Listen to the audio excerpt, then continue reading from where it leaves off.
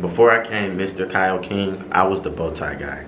And the bow tie guy, he walked around with a black suitcase, a Paris Hilton suitcase, and he walked around high school carrying a bunch of ties. And I probably had maybe 15 to 20 ties each day.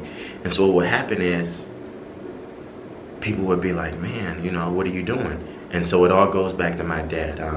My dad pretty much dresses up every day and he's like, Kyle, can you turn this tie into a bow tie? And I'm like, I really don't know.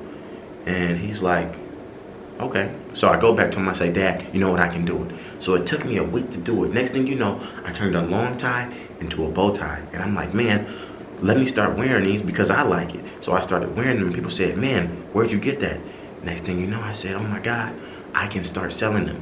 So I start selling them in the school. And what happened is people were really liking the ties. Some more people started coming in. But then you had another thing about it. People started seeing the money I was making. And friends and enemies around me, they was like, man, I want to make some money. And I'm like, well, okay. So I started giving people bow ties. I probably gave 10 people sets of bow ties.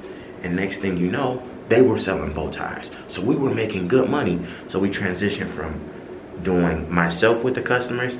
Then I had a team and they were selling bow ties. But I'm like, man, this is getting so big. I can make way more money and impact way more people. So what I did, I said, okay, I have this good product. I have a good foundation. How can I make this bigger? The next thing I thought was, let me go to the churches. The churches have a widespread base. Those are my customers.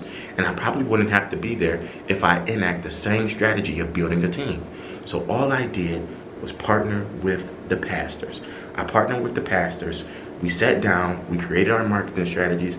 Next thing you know, I was doing bow ties to most of the churches in Detroit, Michigan. And that's how the bow tie business came about.